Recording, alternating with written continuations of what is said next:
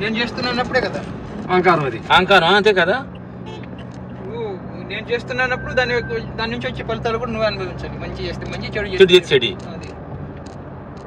ఇప్పుడు రాగదేశం ఏంటి గురుగారు? రాగదేశాన్ని గురించి ఏమంటారు? అది కూడా అహంకార స్థితేనా?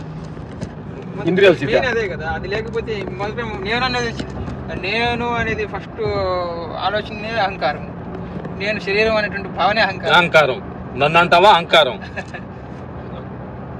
ఒకటి నచ్చింది ఒకటి నచ్చింది కూడా అహంకార స్థితేనా? రాగం కూడా దేశం కూడా అంతే కదా. వీటికి అతీతంగా ఉన్నది అసలైనటువంటి నేను. ఇక్కడ రెండు నేనులు అనుకోని చెప్పవచ్చు. మామూలుగా ఏంటి శరీరము నేను అనుకునేటువంటిది ఒక నేను అనుకోవడం ఒకటైతే, ఆత్మ నేను అనేది ఇంకోటి. అంటే ఆత్మ అసలు పేరు ఆత్మ కంటే ఓంకారం కంటే ముందు పేరు నేను అంటారు రమణ మహర్షి. అది ఆత్మ ఒక నేనైతే శరీరం ఇంకో నేనని చెప్తున్నాను కదా. శరీరం కదా. ఈ రెండింటికి ఈ రెండు నేలలకు మధ్య ఒకటి వస్తున్నాడు, వాడే అహంకారం. ఈ రెండు మధ్యలో ఒకడు వస్తున్నాడు. నన్ను ఎవరు తెలుసా అంటావా? వచ్చేటువంటి అహంకారము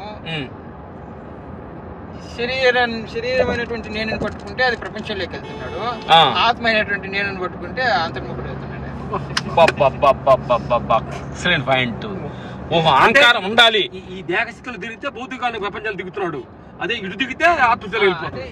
ఇటువైపు వస్తే అహంకారం ఎక్కువ అవుతుంది, అటువైపు వెళ్తే అహంకారం నాశనం అవుతుంది.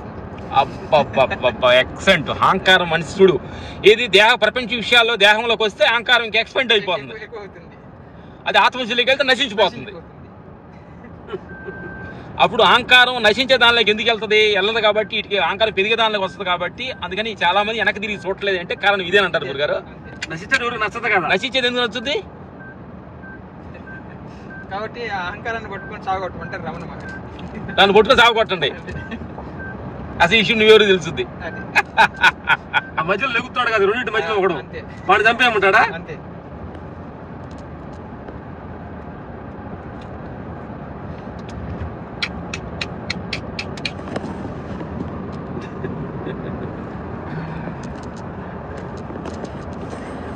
అది చాలా సూక్ష్మంగా పనిచేస్తుంది అని చెప్తారు అహంకారం రకాలుగా. నేను అహంకారం లేని వాడిని అనుకోవడంలో కూడా అహంకారం దాగి ఉంటుంది. సూక్ష్మంగా నాలో అహంకారం లేదన్నప్పుడు నేను అంటున్నా కదా, అప్పుడు కూడా అది అహంకారమే కదా. నాలో ఏం లేదంటా కూడా అదే అహంకారమే. దాని పేరే వాడుతున్నాం. అదే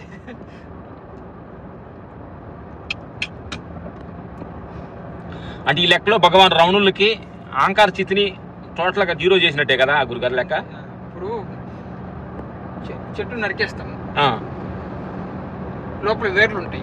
అప్పుడు వర్షం పట్టి మళ్ళీ ఆకులు వచ్చేస్తున్నాయి, మళ్ళీ నడుపుతుంది, మళ్ళీ ఆకులు వస్తున్నాయి, ఆకులు మళ్ళీ వస్తున్నాయి. అసలు వేలతో సహా పెకిలించి పక్కన పడేస్తే అసలు ఉండదు, ఉనికి ఉండదు. ఇంక ఉనికి ఉంటుంది. అంటే ఆ వేర్లే అహంకారం. ఏర్లే అహంకారం. ఆ వేర్లను తీసి పడేయాలి, ఏర్లు తీసి అహంకారాన్ని. ఇప్పుడు మాకు గురుగారు అంటే ప్రపంచంలో ఉన్నాం కాబట్టి అందరి కోసం నేను అడిగే క్వశ్చన్ అందరి కోసమే. ఇప్పుడు ప్రపంచంలో నేను సంసారం, ఏదైనా షూటింగ్లు, ఏదో ఇంకోటి జాబు, మా సీన్ అంటే డ్రైవరు, ఇట్లా ఏదో కొన్ని జాబులు, మా ఫ్రెండ్ అంటే ఏదో మొక్కలు నాటడం, ఇలా జరుగుతూ ఉంటాయి ప్రపంచంలో ఉన్న. అప్పుడప్పుడు నేను అనే పదాన్ని మేము వాడాల్సి వస్తుంది. ఎవరే నేను బయట మాస్టర్నే అంటారు, ఐడెంటి పార్లు ఇలా వాడాల్సి వస్తుంది. వీటన్నిటికీ సాక్షిగా మనం ఉంటే వీటిని కలవచ్చా? చేసుకోవచ్చు, ఎందుకు లేదు.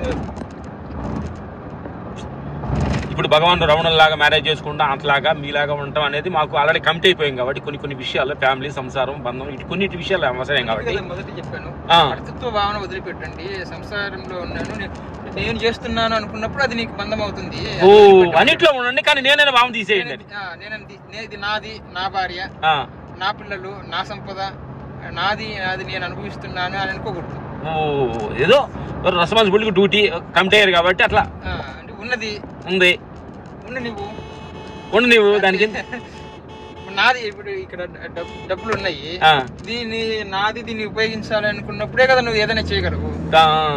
ఉండండి దాని పాటికి, అది నా పాటికి నేను అనుకుంటే ఇట్లా ప్రతి విషయాల్లో మనం అంత క్లారిటీగా ఉంటే ఏ ప్రాబ్లం ఉండదు అంటారు. ఉండకూడదు అనమాట. ఏం చేస్తున్నాను అనేటువంటి భావన వదిలిపెడితే నువ్వేం చేసినా ఏం చేయను, అది నిన్ను బంధించదు అనమాట. బంధించదు, మనకి ఏది అంటదు.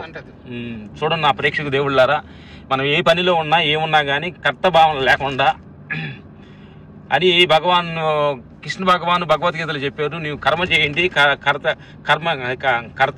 అని చెప్పారు కదా, కర్మ చేయండి ఫలితం ఆశించకుండా అన్నట్టు ఈ మాట రెండు కూడా కరెక్ట్గానే గురుగారు చెప్పింది, అది కరెక్ట్గానే అనిపించింది అనమాట. ఏదో నీవు చేయాల్సిన డ్యూటీ నువ్వు చెయ్యి, నేనే భావన లేకుండా చెయ్యి, అంతటా నీకు ఏ ప్రాబ్లం నీకు అంటదని సత్యాన్ని. రమణ మహర్షి ఎప్పుడు ఆత్మనిష్టలో ఉండేవారు. భగవాన్ రమణ మహర్షి పొద్దున్నే 3 గంటలకు పోయి కూరగాయలు తిరిగేవారు. ఒక మిత్రుడు వాళ్ళ ఫ్రెండ్ ఒక ఆయన ఇట్లా ఒక మహాత్ములు ఉన్నారు, గొప్ప స్వామి, రండి చూపిస్తాను, పరిచయం చేస్తాను, ఒకసారి చూపిస్తారండి అని చెప్పారట. ఆయన పోయి పోగానే చూస్తే ఈయన పోయి వంటకాలు కూరగాయలు తరుగుతున్నారంట రమణ మహర్షి. ఈయన మహర్షి అంటే బయటకు చూపించావులే పెద్ద గొప్ప మహర్షిని, ఆయన కూరగాయలు తరుపుకుంటున్నాడు అని చెప్పినారంట. ఆయన అనుకోవడం ఏంటంటే మామూలుగా అందరూ పీఠాలు వేసుకుని గొప్పగా గడ్డలు పెట్టుకుని ఏదో ఉంటారు ఆశిస్తారా అట్లా స్వామి అనుకున్నారు. ఇక్కడ చూస్తే కూరగాయలు తరుగుతున్నాడు గోజీ పెట్టుకొని. అంటే కానీ అలా నేను చేస్తున్నాను భావన ఆయన లేదు కదా, కూరగాయలు తరుగుతున్నాను భావన లేదు, నడుస్తున్నా లేదు, కూర్చొని లేదు, నేను మీటింగ్ చెప్పే భావన లేదు. కానీ బాహ్యంగా చూసేవాడికి ఆయనకి కొత్తగా చూసేమనుకున్నాడు, కూరగాయలు జరుగుతున్నాడు, పని చేసుకుంటున్నాడు కదా, హాయిగా బాహ్యంగా అలా కనిపిస్తున్నాడు. కానీ చేస్తున్నాను భావన ఆయనకు లేదు కదా, లేదు. చూసేవాడికి కానీ భావన చేసేవాడికి లేదు. అట్లా ఉండగలగాలి నిజమైన ఆత్మస్థితి. Good good good good. ఆ స్థితిలో నువ్వు షూటింగ్ లో ఉండా, మీటింగ్ లో ఉండా, బిజినెస్ లో ఉండా, సీన్ డ్రైవ్ తోలుతున్నా, ఏ చేస్తున్నా అనుకోకూడదు. సీను మా డ్రైవర్ సీను గారికి కూడా జ్ఞానం వచ్చేదేమని అనుకుంటున్నాము. ఎస్ సీను, అర్థమైందా? నేను తోలుతున్నానంటే నీకు ఆకారం వస్తుందని గురుగారు చెప్పారు. మేము నీకు చేస్తున్నావు ఆకారం వస్తుంది, నువ్వు మాకు చేస్తున్నావు అంటే ఆకారం వస్తుంది. మేము ఇయట్లేదు, నువ్వు మాకు చేయట్లేదు, ఏదో నువ్వు సంసారం కోసం ఏదో చేస్తున్నావు ఇది అనే భావనతోటి గురుగారు చెప్పారు శ్రీను గారు. సూపర్ సూపర్ అద్భుతమైన సత్యాన్ని